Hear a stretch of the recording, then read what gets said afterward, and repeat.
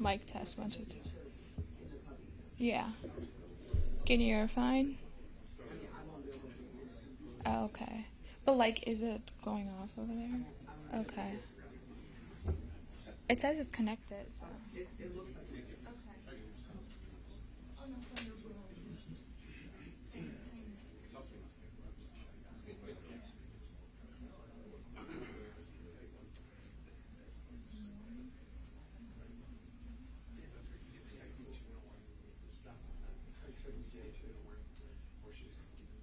Sorry? What did you find? Is it going to be a 2-minute warning? She'll come in, and that'll be it. No. Right. Okay, thank you.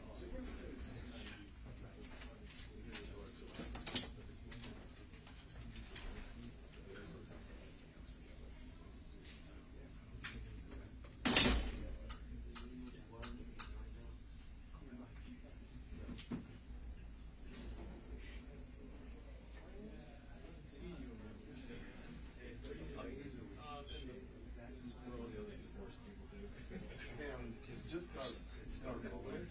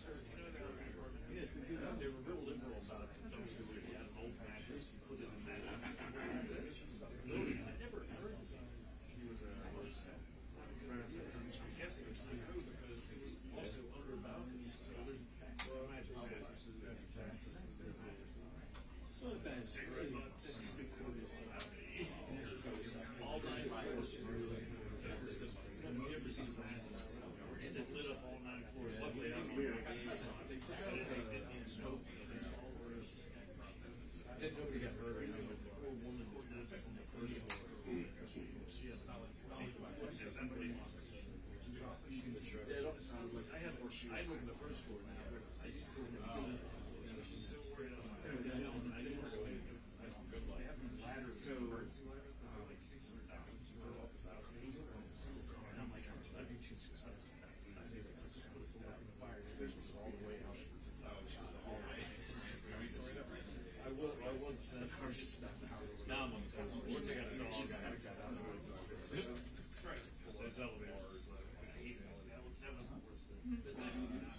well, it's not on fire. For the price. I have a pretty big part. It's bigger than you would get. One dude in the street. Yeah, the Mormons. Is that right? Yeah, and that's where they would they bought it and they redid the whole thing just before COVID. That's because they used to stay in our building. They would have before their mission, you know, you have to do 2 years of missionary work. They come there to do training in this temple, so they would stay. It was great because they're great. People have the shit. And they had the elders would be there. They had to behave. And because they also, I mean, they do it. And they all think they have like weird things they do, like when they party tomorrow, someone gets out and watches as they party. And I saw people with average time. It wasn't like some out of it. And they don't bother. Like they don't try to sign anybody. It was great. So they moved out. So they built an average. And then they had a bunch of financial skills. And they using that place and stuff. So they did a long time. Yeah, now they it was empty for 2 or 3 weeks. I think they used it 1 week.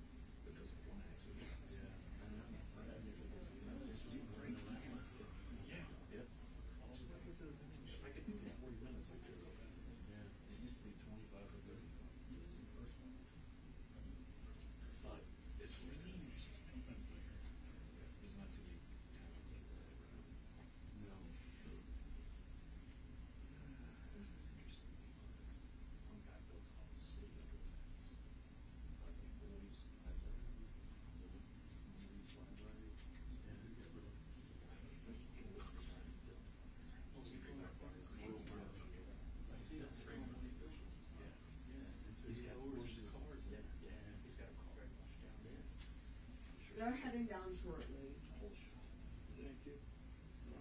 Because couldn't build, couldn't make the footprint, which is awesome. And that's looking like the West Bank, but still, and it increases the property value of everything. Oh, yeah. It's pretty penny to do that. It's just years. Space constraints of a historic neighborhood.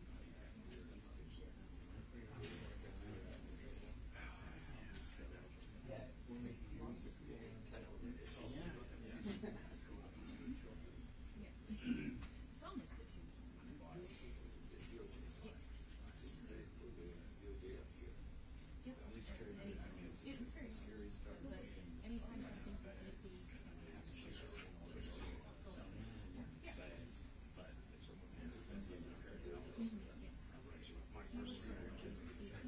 Yeah. That's the most stressful time in care. Other than that, it's pretty chill. You don't want to giant roofs. I'm not seeing what you're saying. Put pictures of it. They're fun.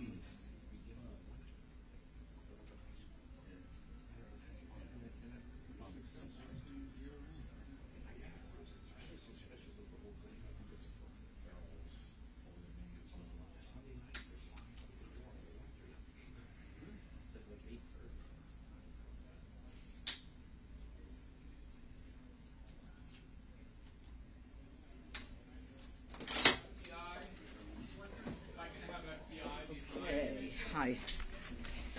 All right. How's everybody today?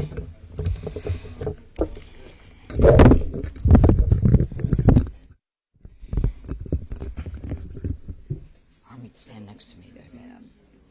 You can put it right here. Oh, there's no shelf.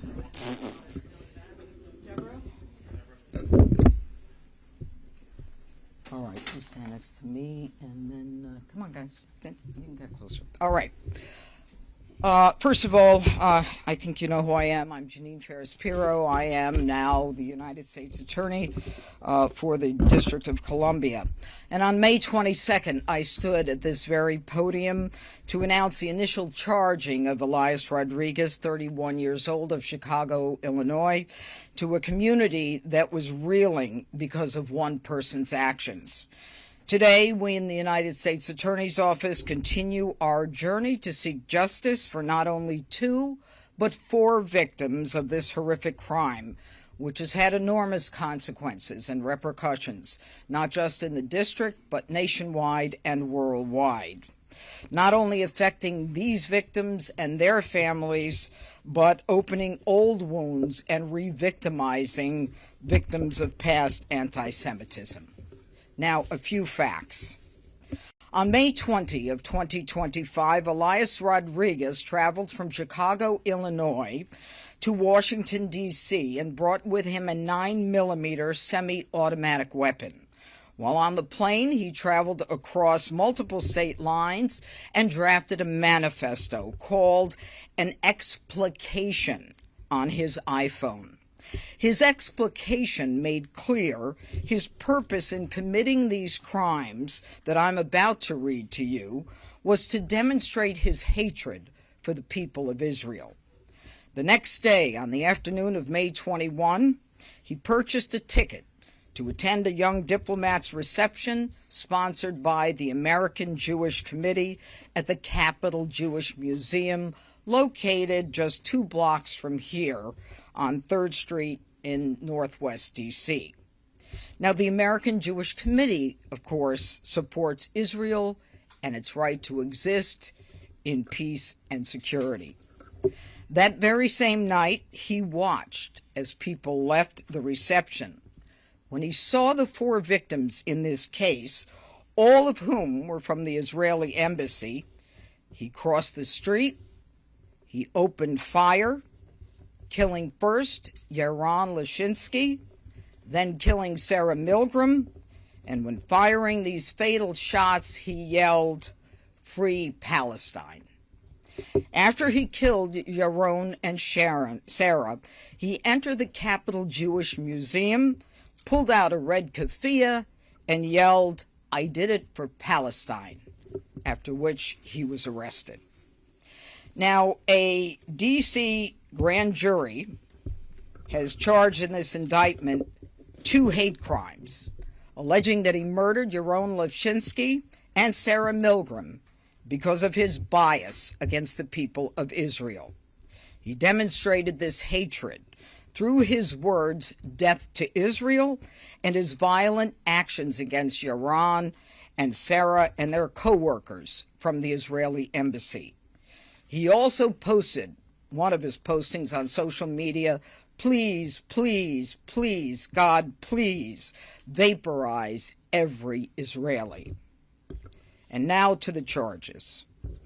A grand jury in the District of Columbia has indicted Elias Rodriguez in a 9-count indictment with the following crimes. Count 1, murder of a foreign official under 18 U.S.C. 1116 for the murder of 30-year-old Yaron Lashinsky, a foreign official employed by the government of Israel. Counts 2 and 3 are hate crimes resulting in death under 18 U.S.C. 249, where the defendant crossed state lines, willfully caused bodily injury to Yaron Lashinsky and Sarah Milgram because of actual as well as perceived national origin, which resulted in both of their deaths. Counts 4 and 5, the discharge of a firearm during a crime of violence causing the death of a person through the use of a firearm. The defendant knowingly used, carried, and discharged a firearm during and in relation to a crime of violence, and with malice aforethought, he did unlawfully kill Yaron and Sarah with a firearm. Counts 6 and 7, first-degree murder while armed. Under the defendant, Rodriguez, with deliberate and premeditated malice, killed Yaron and Sarah by shooting each with a firearm, thereby causing injuries from which each died. Counts 8 and 9, assault with intent to kill while armed with a firearm. He assaulted CS and AT, those are initials, with intent to kill a person. Attached to this indictment are further findings of the grand jury. It's designated as a notice of special findings under 18 U.S.C. 3591 and 92. This begins the statutory process and whether to seek the death penalty. This is a weighty decision. It takes time. There will be a rigorous process, after which the capital case section in the Attorney General's office will advise the Attorney General, and the Attorney General herself will make a decision regarding whether or not this office will seek death against Elias Rodriguez.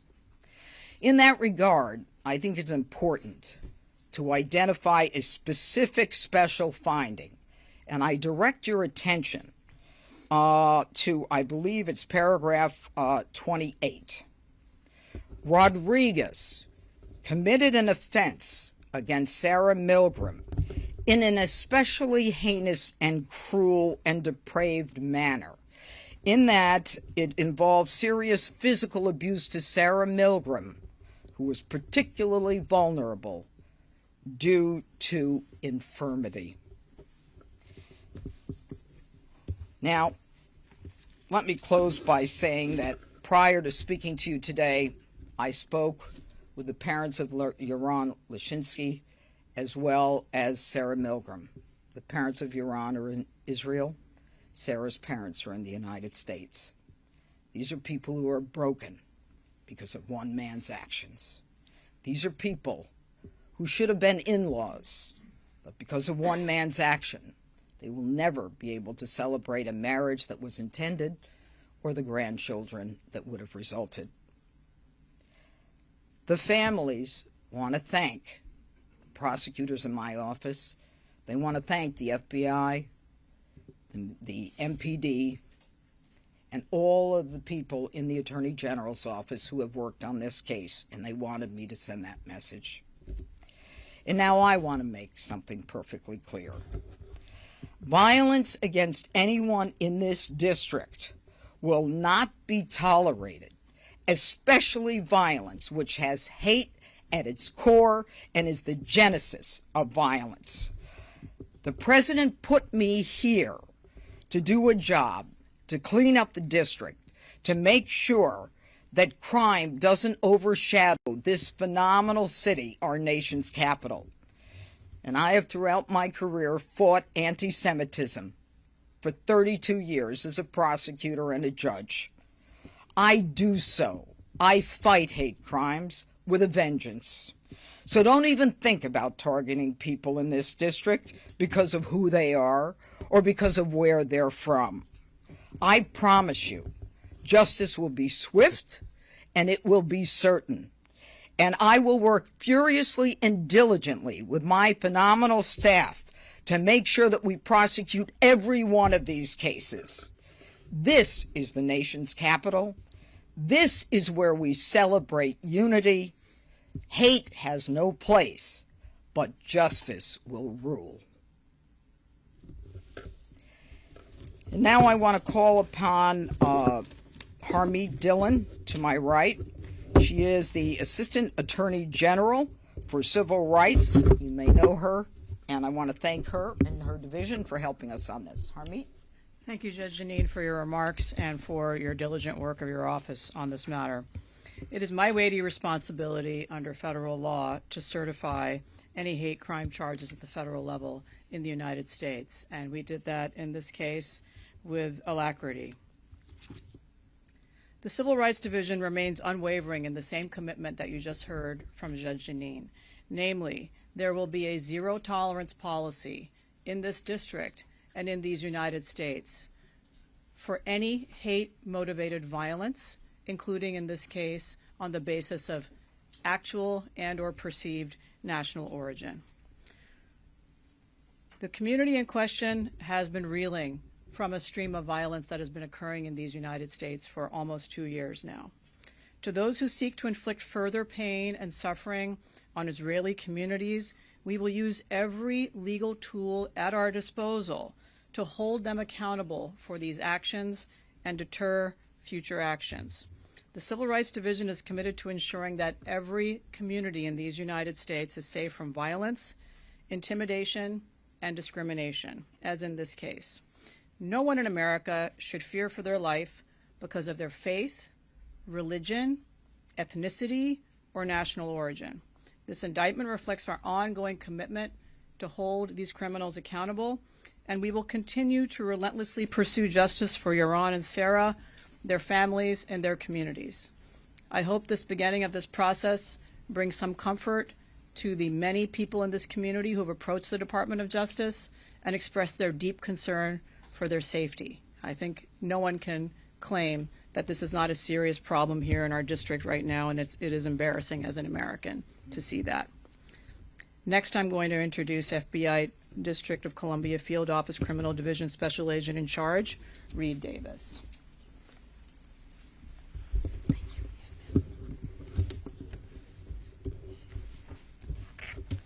Thank you, Judge Pirro. Thank you, AG Dhillon. Good morning. My name is Reed Davis. I'm the Special Agent in Charge for the Washington Field Office Criminal Division. Today's announcement is a major step forward in our partners in the FBI's efforts to seek justice for the victims and the families of the horrific act at the Capitol Jewish Museum on May 21st. Since that tragic night, our FBI and DOJ victim specialists have forged relationships with the surviving victims and the families of the young couple who were ruthlessly murdered. They have maintained close contact and kept them apprised of significant investigative milestones in the case, and these victim specialists will remain in contact with the families until justice is served. FBI investigation to date indicates that the subject acted alone with the intent to commit a violent act in the District of Columbia. Based on his writings and communications, we believe he was a lone wolf actor, motivated by anti-Zionist and pro-Palestine ideology, with the goal of conducting a mass shooting to call attention to his political agenda. We wouldn't be at this stage without the significant support of our partners on the Washington Field Office Joint Terrorism Task Force, including the Metropolitan Police Department, the Diplomatic Security Service, the U.S. Capitol Police, and many others who have left no stone unturned in this investigation.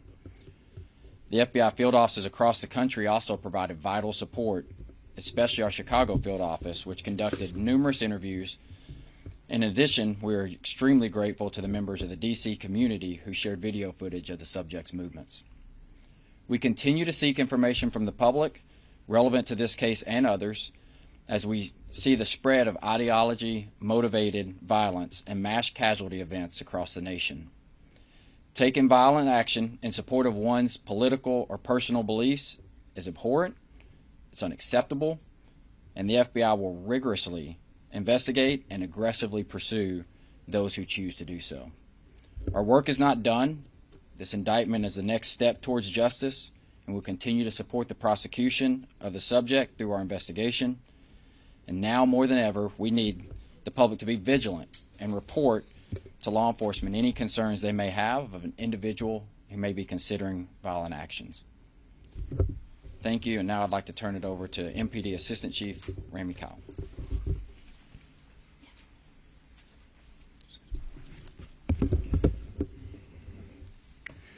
Good morning. I'm Assistant Chief Rami Kyle of the Investigative Services Bureau at the Metropolitan Police Department. Since our officers apprehended Elias Rodriguez and recovered the murder weapon moments after the shooting, our homicide detectives have tirelessly pursued justice. MPD has a solemn obligation of investigating every homicide occurring in the District of Columbia, a duty we do not take lightly. Our detectives work closely with our partners at the FBI Washington Field Office. As this case progressed and as the investigation traveled outside of our city and outside of our jurisdiction.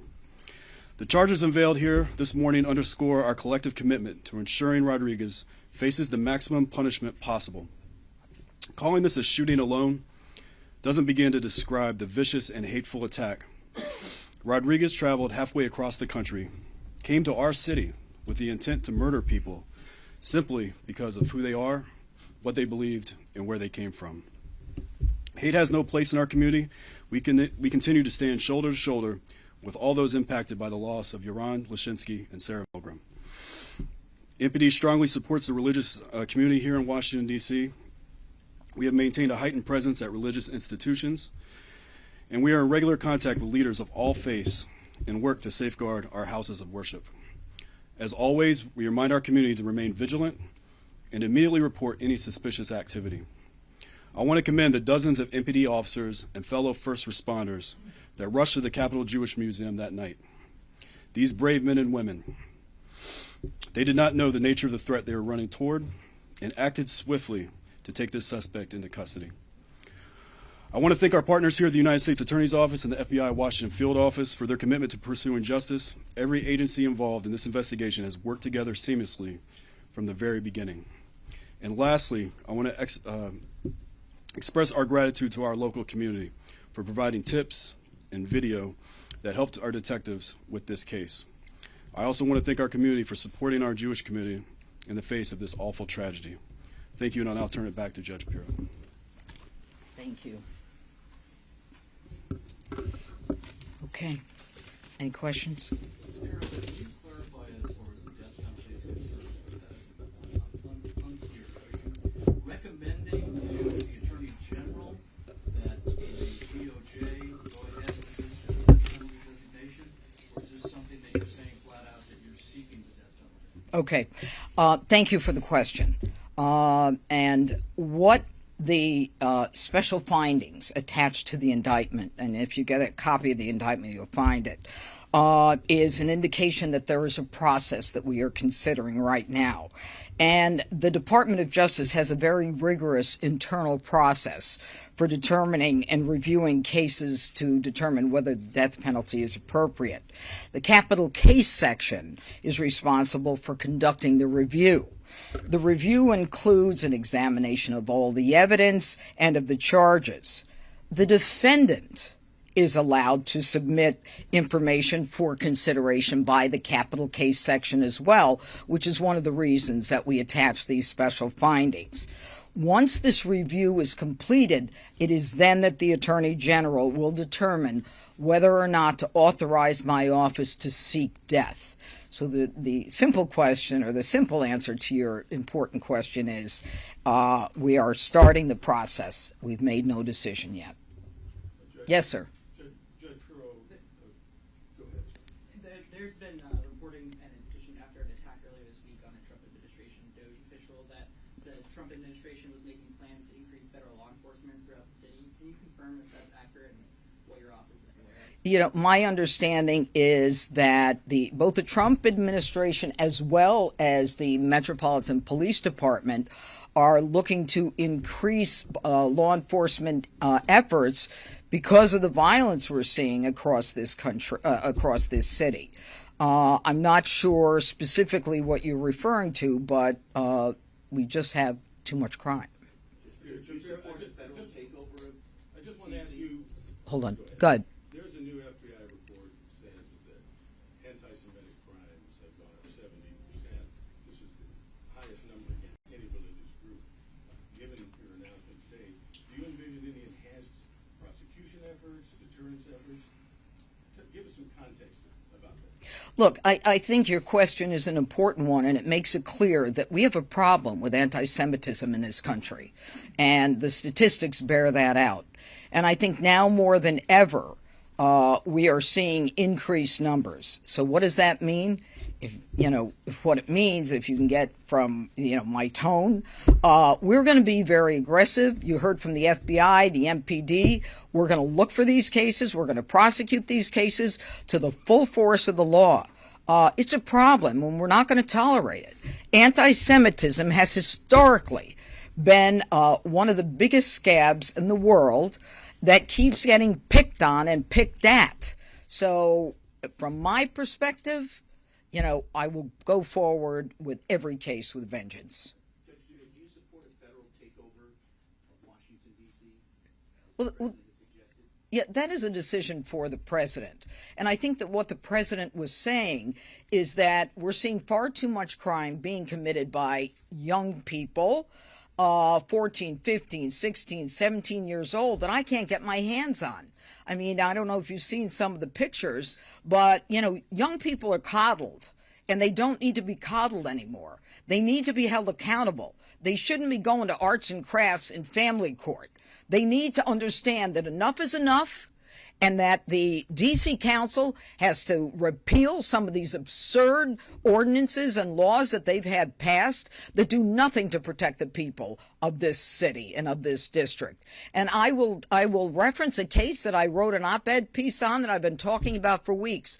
A young person gets on a bus with an illegal gun. There is a family on the bus. He makes a decision to shoot someone in the chest. To me, that's intent to kill. But for the grace of God, that individual did not die.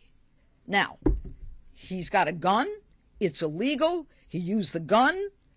Guess what the sentence was? I got a conviction. The sentence was probation. We can't have that. And by the way, he wasn't a kid. He was 19.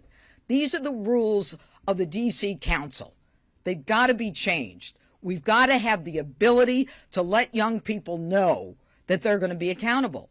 And if you look at some of these pictures of these kids being beaten by crews and bloodied up, and you want to tell me that, it's only a kid who did it, no. Take a look at the bloodied up face and body, and you'll know that it's more than little kids doing this kind of thing.